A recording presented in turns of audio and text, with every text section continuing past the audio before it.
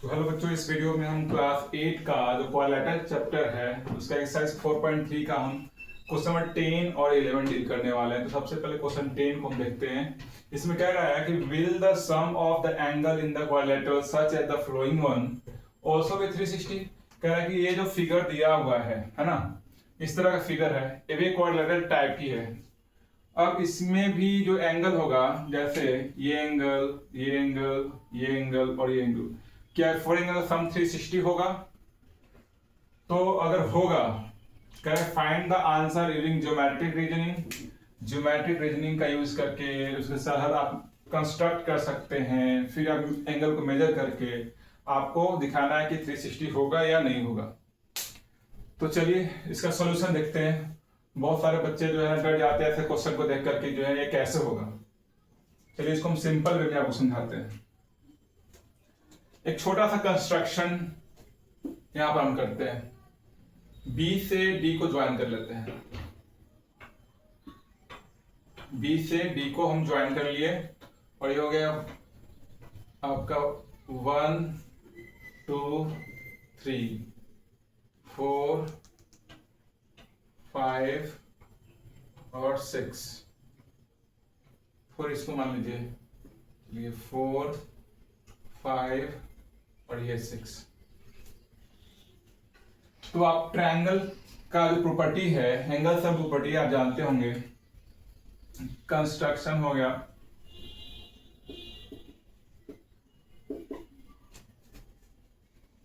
Join B to D या join B D, ठीक है। बी डी को हम ज्वाइन कर दिए।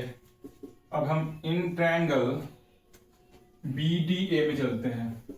बी डी ए, तो बी डी ए में आप एंगल 1 + 2 + 3 है ना, angle 1 plus angle 2 plus angle 3 equals to 180। Angle sum property से, angle sum property of triangle, angle sum property of triangle से ऐसा हो जाएगा। और ये इक्वेशन आपका फर्स्ट हो गया। उसी तरह से हम चले थे इन ट्रायंगल बीडीसी में, बीडीसी, इन ट्रायंगल बीडीसी। तो बीडीसी में आप देख रहे हैं कि angle 5 plus angle 4 plus angle 6 = 180। ये आपका इक्वेशन सेकंड हो गया। ये भी आपका angle sum property of triangle से। एंगल सम प्रॉपर्टी क्या होता है कि एंगल के तीनों एंगल का जो सम होता है वो 180 होता है। अब ये दोनों इक्वेशन जो बन गया है, तो इक्वेशन फर्स्ट और सेकंड को ऐड कर देते हैं। Adding equation first and second we get. तो इक्वेशन फर्स्ट सेकंड को ऐड करेंगे तो क्या हो जाएगा, लेफ्ट जो है, लेफ्ट साइड में जो भी है, लेफ्ट साइड वाले ऐड हो जाएगा, राइट को राइट में ऐड कर सकते हैं। तो angle 1 plus angle 2 plus angle 3 plus ये यहां तक हो गया। फिर angle 5 plus angle 4 plus angle 6, इधर हो जाएगा 180 प्लस 180।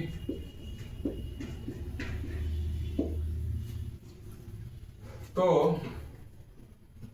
एंगल 1 और एंगल 5 को एक साथ कर लीजिए, एंगल बी बन जाएगा, एंगल 5, ठीक है। उसकी आपका जो है एंगल 2 हो गया, प्लस एंगल 3 + 4, एंगल 3 और 4 को एक साथ कर लीजिए, एंगल 3 प्लस एंगल 4। उस तरह से एंगल 6, और इसका सम करेंगे तो 360। तो एंगल 1 + 5, एंगल 1 और एंगल 5 को ऐड करें तो एंगल क्या हो जाएगा, एंगल बी फॉर्म हो जाएगा। और एंगल 2 क्या है, एंगल ए। और एंगल 3 + 4, एंगल 3 + 4 एंगल डी हो गया, एंगल डी। प्लस एंगल 6 जो एंगल सी है, इक्वल्स टू 360। Hence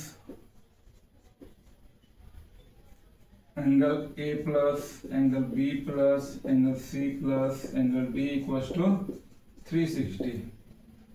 तो हमारा जो इसमें क्वेश्चन में जो पूछा गया था, क्या ये इस टाइप के जो क्वाड्रिलेटरल है उसमें भी इंटीरियर एंगल का सम 360 होगा? तो इसका आंसर होगा यस। इसका आंसर क्या हो जाएगा? यस। और कैसे होगा रीजनिंग आपको हम बता दिए, अच्छे समझ में आ गया होगा चैप्टर ये क्वेश्चन। तो बच्चों क्वेश्चन नंबर जो 11 है ये आपको ट्रू फॉल्स करना है और इसको जस्टिफाई भी करना है, अपने आंसर को जस्टिफाई करना है कि सही कैसे है या गलत कैसे, ट्रू कैसे या फॉल्स कैसे है।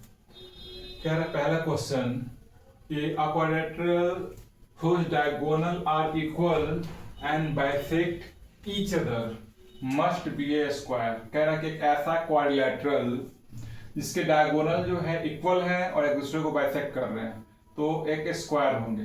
तो जरूरी नहीं, क्योंकि आप देखिएगा कि ये डायगोनल इक्वल है, ठीक है, दोनों इक्वल है, दूसरे को बाइसेक्ट भी कर रहा है, तो ये आपका रेक्टेंगल भी हो सकता है। क्या हो सकता है? रेक्टेंगल। रेक्टेंगल के डायगोनल इक्वल होते हैं और एक दूसरे को बाइसेक्ट करते हैं तो रेक्टेंगल। तो यहाँ पर बोला है कि must be A square, square, तो ये आपका सही नहीं है, ये आपका फॉल्स हो जाएगा।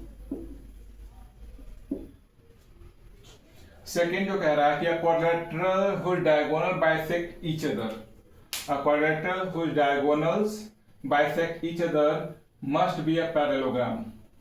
तो ये सही है, क्यों? क्योंकि डायगोनल जो है एक दूसरे को बाइसेक्ट कर रहा है, तो डायगोनल आप पैरेललोग्राम में देखेंगे कि उसके डायगोनल एक दूसरे को बाइसेक्ट करते हैं, तो इसलिए ये क्या हो जाएगा? आपका ट्रू हो जाएगा, सही है। थर्ड जो क्वेश्चन कह रहा है कि a quadrilateral having 3 right angles must be a rectangle। बिल्कुल, और कोई क्वाड्रिलेटरल है इसके 3 जो एंगल दिया हुआ AB 90 है, AB 90 है और AB 90 है, तो ये फोर्थ भी क्या होगा? 90, क्योंकि 4 एंगल का सम कितना होता है? 360। तो 3 अगर 90 है तो फोर्थ भी 90 होगा, तो इसलिए वो क्या कहलाएगा? रेक्टेंगल कहलाएगा। जिस क्वाड्रिलेटरल का 4 एंगल जो है यानी सभी एंगल जो है 90 डिग्री होंगे उसको क्या कहेंगे? रेक्टेंगल। तो ये आपका ट्रू हो गया, ठीक है। नेक्स्ट जो क्वेश्चन कह रहा है कि quadrilateral whose diagonal are perpendicular, समझिएगा, एक ऐसा क्वाड्रिलेटरल जिसका डायगोनल जो है perpendicular to each other must be a rhombus. बिल्कुल सही। अगर कोई क्वाड्रिलेटरल है उसके डायगोनल छोटा बड़ा कुछ भी हो लेकिन एक दूसरे के परपेंडिकुलर हो, लेकिन ये तो नहीं बाइसेक्ट नहीं कर, इसमें ये नहीं डिस्कस किया है कि बाइसेक्ट कर रहा है, ये तो आपका काइट भी हो सकता है। काइट में भी जो है ना डायगोनल परपेंडिकुलर होता है, यहाँ पे इस तरह से काइट भी बन सकता है, तो जरूरी नहीं कि रोम्बस भी हो, काइट भी हो सकता है, तो ये आपका फॉल्स हो जाएगा।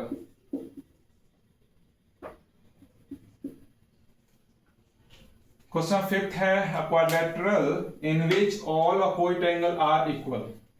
जितने अपोजिट एंगल्स हैं सभी इक्वल है, मस्ट बी ए पैरेललोग्राम। तो ये पैरेललोग्राम का प्रॉपर्टी है, ये आपका सही है, ट्रू। पैरेललोग्राम में अपोजिट साइड इक्वल होते हैं। नेक्स्ट है a quadrilateral in which all the angles are equal is rectangle. बिल्कुल, अगर कोई क्वाड्रिलेटरल है, ठीक है, उसमें सभी एंगल इक्वल है आपस में, तो सभी एंगल, इच एंगल का मेजरमेंट कितना होगा? AB 90, AB 90, AB 90, AB 90, तभी पॉसिबल है सभी एंगल इक्वल होगा, तो एक रेक्टेंगल ही होगा, true. Next isosceles trapezium are parallelogram, false, गलत। आइसोसेलेस ट्रेपेजियम पैरेललोग्राम नहीं, लेकिन सभी पैरेललोग्राम एक ट्रेपेजियम है, ठीक है, सभी पैरेललोग्राम एक ट्रेपेजियम है, लेकिन सभी ट्रेपेजियम जो है या तो आइसोसेलेस ट्रेपेजियम पैरेललोग्राम नहीं हो सकता, क्योंकि पैरेललोग्राम में अपोजिट साइड पैरेलल होते हैं, लेकिन ट्रेपेजियम में क्या होता है कि one pair of adjust opposite side parallel होता है, और अपोजिट साइड पैरेलल के साथ साथ पैरेललोग्राम में इक्वल भी होता है, लेकिन ट्रेपेजियम में डिस्कस ही नहीं किया जाता है, बस बताया कि one pair of opposite side parallel होना चाहिए, तो इसलिए आपका फॉल्स हो जाएगा। तो बच्चों अगर ये वीडियो पसंद आया हो, अच्छा लगा हो, तो मेरे चैनल को जरूर सब्सक्राइब कीजिएगा, और इसी तरह से हम और भी वीडियो हम आपके लिए लेके आते रहेंगे।